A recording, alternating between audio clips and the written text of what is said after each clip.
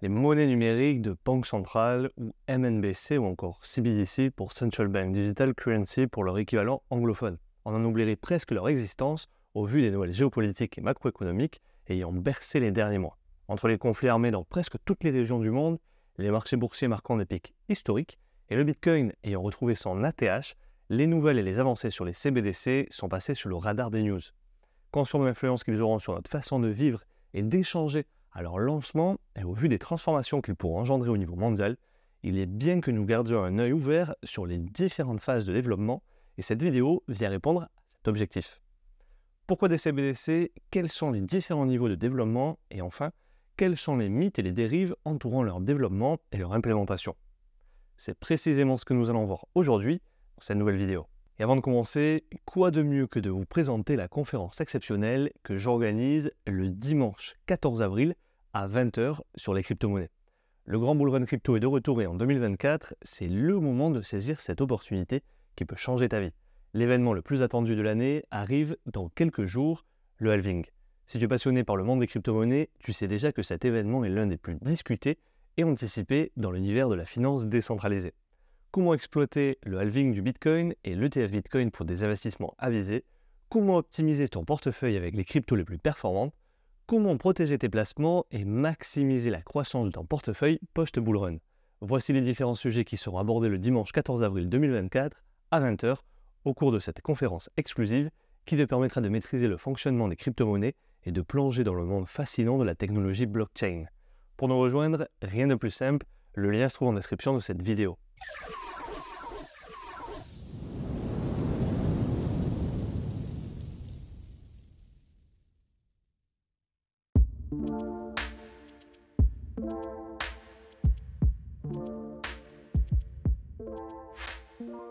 Bonjour à toute la communauté et bienvenue pour une nouvelle vidéo. Je suis Mathieu Faraco de la chaîne Libre et Riche.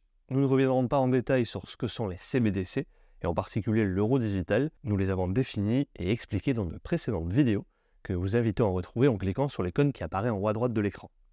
En revanche, pour le besoin de la vidéo, revenons sur la définition de la monnaie ainsi que des principales formes en la période pré-CBDC. Pour faire simple, la monnaie est un actif liquide et un système de valeurs utilisé pour permettre ou faciliter l'échange de biens et de valeurs entre des individus ou des entités. Pour répondre à cette définition, la monnaie se doit donc être stable, conserver sa valeur dans le temps et la géographie est identifiable. Chaque unité de monnaie se doit d'être interchangeable et cela résulte du fait qu'elle soit standardisée et de qualité équivalente. Un exemple simple est que, toute chose égale par ailleurs, un euro créé en 2014 est le même qu'un euro fabriqué aujourd'hui et un billet de 10 euros est le même qu'il circule en France ou en Espagne. Évidemment, cela ne prend pas en compte la perte de valeur de la dite monnaie en période d'inflation, d'où le toute chose égale par ailleurs. Ces caractéristiques ont fait que plusieurs formes de monnaie ont existé et se sont éteintes au travers des empires. Certains furent organiques, d'autres métalliques et d'autres, comme celle de nos jours, au format papier. Et les deux premières eurent leur valeur adossée à la valeur du bien qui faisait office d'échange, tandis que la dernière a sa valeur adossée soit à un actif de valeur comme l'or, soit sur la confiance qu'ont les utilisateurs dans le système qui produit et régit cette monnaie. Ce dernier type est celle qualifiée de monnaie fiduciaire. En ce qui concerne les formes de monnaie pré-CBDC, nous retiendrons deux formes qui sont les plus accessibles au public, bien qu'il existe plusieurs autres formes de monnaie suivant divers paramètres. Ce sont le cash et la monnaie digitale. Le premier rassemble les billets de banque et les pièces, alors que la seconde regroupera les comptes de dépôt, l'argent sur des portefeuilles en ligne, ainsi que toute autre forme de monnaie digitale dont pourra disposer un individu. Du coup, si on prend ces deux formes de monnaie accessibles aujourd'hui, on peut les comparer avec les CBDC afin de mieux comprendre leurs faiblesses que les CBDC se disent précisément vouloir résoudre. De cette manière, cela permettra de les juger sur des critères que sont la confidentialité, l'accessibilité, la sécurité, la convenance et le coût d'utilisation. En ce qui concerne le cash et ses équivalents, ils sont au niveau les plus élevés en ce qui concerne la confidentialité et l'anonymat. Elle n'est pas aussi complète que beaucoup le pensent, mais elle est relativement, et dans le cadre d'un échange, seuls les utilisateurs sont au courant de l'existence de l'échange. Le cash occupe une place de haut rang en termes d'accessibilité également, car il peut être obtenu pour peu que l'on soit capable d'offrir un service à un tiers, de sorte à être payé en liquide. En ce qui concerne la sécurité, le cash est le mauvais élève, dans le sens où il peut être perdu ou volé, et dans la majorité des cas, on ne pourra rien y faire. C'est d'ailleurs pas pour rien que le caractère confidentiel du cash en fait la cible parfaite pour les acteurs mal intentionnés. La convenance du cash est principalement limitée par son caractère physique, qui fait qu'il ne peut être facilement employé à des usages en ligne et à des transferts à distance. Enfin, le cash a un coût de production de la part de l'émetteur, ainsi qu'un coût de stockage et de protection pour le marchand. S'agissant des monnaies digitales actuelles, elles font clairement un flop en termes de confidentialité, ce qui n'est pas vraiment une surprise. Dans le cadre d'une transaction entre deux individus, un certain nombre d'informations sur les acteurs en présence, ainsi que les détails de l'échange seront accessibles aux individus, aux banques commerciales où sont ouverts les comptes des individus, le fournisseur du service de carte bancaire type Visa ou Mastercard et les acteurs gouvernementaux si besoin. En termes d'accessibilité, l'argent digital est moins facilement accessible que le cash, et cela pour quelques-unes des raisons. La nécessité de disposer d'un compte en banque, ce qui suggère d'avoir validé une série de documents validant l'identité de la personne notamment. Une autre serait la nécessité d'une connexion Internet dans certains cas, et pour ce qui est du critère de sécurité, le principal risque est le piratage de ses données bancaires ou le vol de sa carte physique. Le premier étant critique et sans grande résolution au niveau de l'individu, le dernier étant facilement outrepassable en faisant opposition à la carte. Pour ce qui est du coût d'utilisation, il est surtout perçu par le marchand et impacté sur l'utilisateur. En effet, chaque fois qu'une opération digitale ou de paiement par carte est réalisée, le vendeur doit payer des frais aux acteurs intermédiaires tels que les fournisseurs de services de cartes ainsi que d'autres intermédiaires. En conclusion, on observe que les formes de monnaie aujourd'hui ont leurs avantages et leurs inconvénients, mais qui n'obligent pas de repenser le système. Mais bon, pour comprendre le pourquoi des CBDC, essayons de comprendre comment ces dernières se positionnent vis-à-vis des mêmes critères. Numéro 1, la confidentialité. Il s'agit d'un des points les plus contentieux ayant le plus fait parler.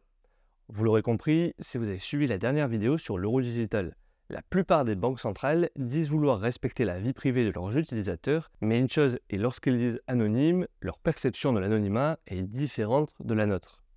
Cela couvrira probablement les entreprises privées ainsi que les banques commerciales intermédiaires, s'il y en a, mais absolument pas les banques centrales elles-mêmes ainsi que les acteurs gouvernementaux. L'anonymat peut être programmé de sorte à l'être complètement suivant certaines conditions comme la taille des transactions, mais en vue de l'opacité du système, seule la confiance garantira ce que nous pourrions qualifier de pseudonyme. Numéro 2, vous l'aurez compris, l'un des objectifs mis en avant par les banques centrales à l'implémentation des CBDC est l'inclusion financière. L'accès au CBDC pourra être conditionné uniquement à la disposition d'un téléphone portable et d'une pièce d'identité, le rendant plus accessible que la monnaie digitale actuelle. En numéro 3, la sécurité. Le risque unique pour l'utilisateur est le piratage de la banque centrale, qui n'est pas chose facile. La convenance et l'étendue d'utilisation des CBDC devraient être plus larges que les monnaies digitales, qui couvrent déjà un pan énorme de l'économie. Ajoutons à cela que l'intégration des CBDC au système bancaire facilitera l'utilisation locale et hors ligne. En effet, jouissant du même droit que le cash, tout marchand ou entreprise devra l'accepter. Enfin, pour ce qui est du coût d'utilisation, la réduction du nombre d'intermédiaires devrait réduire grandement le coût de transaction. On peut donc conclure ce chapitre en disant que oui, les CBDC ont une réelle utilité et a priori, on devrait tous se réjouir de leur création. En effet, de ce qui précède, elles permettront une réduction du coût de transaction et augmenteront la vitesse de celle-ci, elles accéléreront l'inclusion financière et elles seront plus sécurisées et permettront tout un tas de nouvelles utilisations. Oui, mais non. Il y a des agendas politiques et quelques points qui reviennent généralement quand il s'agit de l'objectif réel de la mise en place des CBDC, que sont le contrôle précis de l'économie par les banques centrales est un sujet complexe, et il serait erroné d'affirmer que les banques centrales exercent un contrôle absolu sur la monnaie aujourd'hui. Elles n'ont qu'une influence limitée au travers de la modulation des différents taux, et en réalité, ce sont les banques commerciales qui garantissent principalement la circulation monétaire. Toutefois, avec l'avènement des CBDC, les banques centrales pourraient regagner le pouvoir de création monétaire pour le meilleur ou pour le pire. La réduction des activités illégales est un objectif louable. En surveillant de près les transactions liées à des identités uniques, il deviendrait plus facile de détecter des infractions telles que le blanchiment d'argent ou les fraudes fiscales. Cependant, il existe un risque que la définition des activités illégales soit trop vague, surtout dans les régimes hautement centralisés ou totalitaires. Par exemple, des actions d'opposition au gouvernement ou des manifestations contre des événements contraires aux directives centrales pourraient être considérées comme illégales. Cela pourrait conduire à des restrictions arbitraires, même dans des pays démocratiques, comme le Canada ou les États-Unis. Contrôler et orienter la consommation est un pouvoir potentiel également des CBDC. Leur programmabilité pourrait conditionner leur utilisation selon divers critères. Par exemple, elles pourraient être conçues pour dévaloriser l'épargne au-delà d'un certain seuil, incitant ainsi à la consommation ou limiter l'accès à certains secteurs de l'économie pour certains individus. Elle pourrait également restreindre l'accès aux ressources financières des consommateurs en cas d'inflation. À cela pourrait s'ajouter la défense de la monnaie nationale contre les initiatives privées, ce qui est un enjeu crucial. Des recherches et développements sont en cours dans toutes les régions, et si les banques centrales restent passives, des acteurs privés pourraient prendre le relais, comme les stablecoins ou d'autres CBDC étrangères. Il est donc impératif pour les banques centrales de rester proactives pour garantir la stabilité de la monnaie nationale et de l'économie dans son ensemble.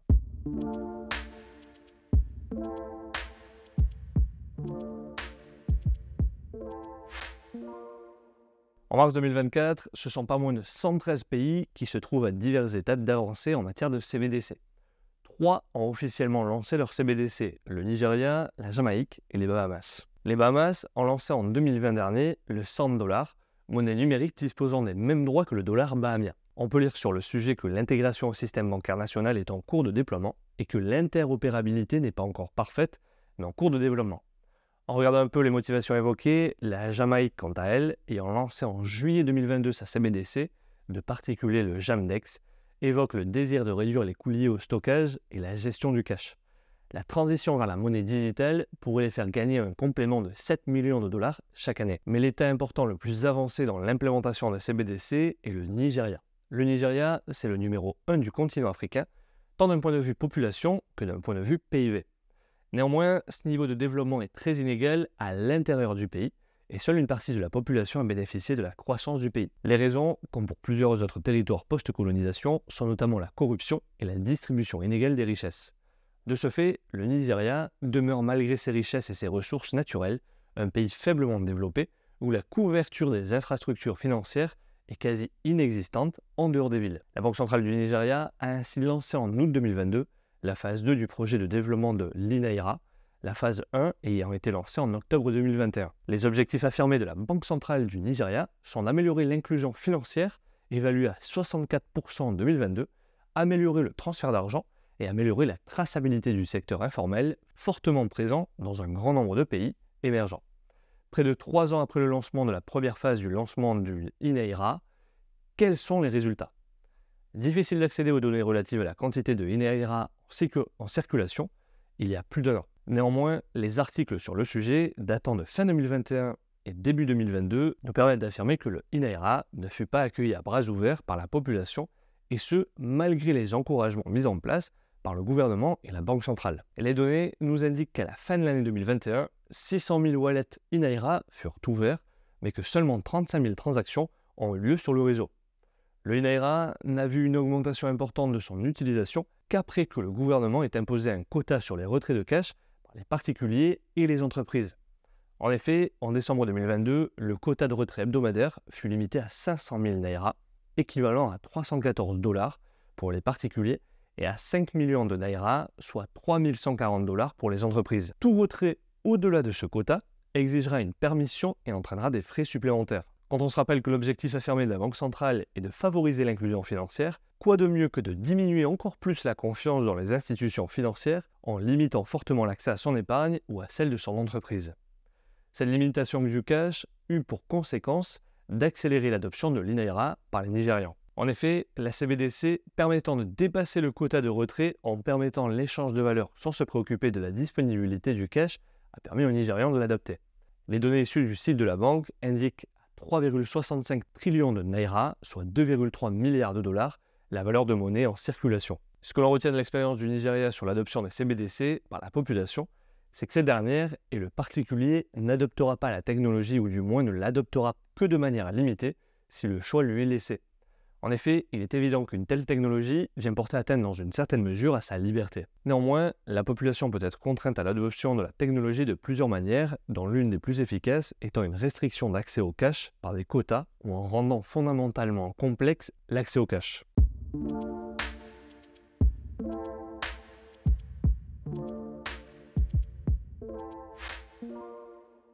Bien que leur forme digitale soit la même, et malgré certaines caractéristiques équivalentes, les stablecoins au sens premier et les CBDC ne sont pas les mêmes.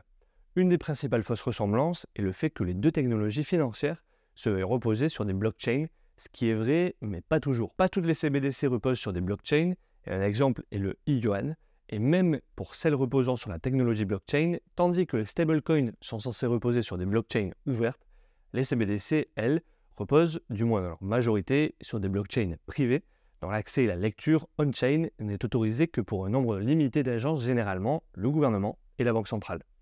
Or, une blockchain privée n'est pas une blockchain, mais un centre de données, dans la mesure où le propre d'une blockchain est précisément d'être ouverte et publique. Un autre point important concerne la relation des CBDC avec les banques commerciales.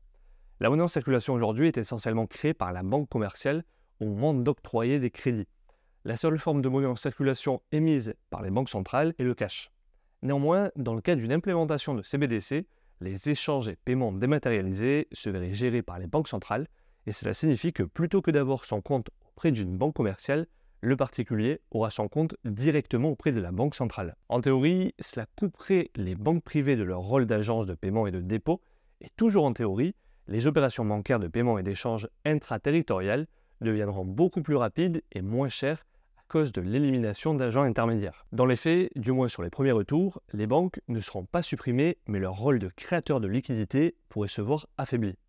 Leurs rôles subiront quelques modifications et elles pourraient n'occuper qu'un rôle de gestionnaire des portefeuilles électroniques des utilisateurs. Vous l'aurez compris, chaque banque centrale peut mettre en place différentes technologies ou outils de sorte à répondre à ses besoins nationaux. Certaines CBDC seront de détail, c'est-à-dire accessibles au grand public, alors que d'autres, dites de gros, ne seront accessibles qu'aux institutions comme les banques et les gouvernements, disposant déjà de réserves auprès des banques centrales. Certaines permettront un certain niveau d'anonymat basé sur la tokenisation et accessible via des clés virtuelles, alors que d'autres, basées sur la création de comptes, ne permettront aucun anonymat. En conclusion, le développement des CBDC évolue à une vitesse insoupçonnée. Alors que personne n'en parlait avant 2020, aujourd'hui, chacun a au moins entendu une fois ce mot, et de nombreux pays sont prêts à lancer à tout moment leurs CBDC à leur population.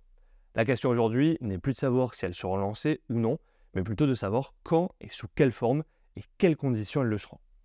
Et toi, que penses-tu des monnaies digitales de banque centrale? Comptes-tu participer aux premières phases? N'hésite pas à nous le faire savoir en commentaire sous cette vidéo. Comme tu le sais, nous les lisons tous et répondrons à chacun d'entre eux. Si tu as trouvé cette vidéo intéressante, n'hésite pas à la liker et t'abonner à la chaîne. N'oublie pas d'activer les notifications pour être informé chaque fois que nous postons une nouvelle vidéo. N'oublie pas que l'on reste en contact sur Facebook, Instagram, Twitter, Spotify et le groupe Discord. Et rappelle-toi que la différence entre ce que tu es et ce que tu veux être réside dans ce que tu fais. Deviens libre et riche.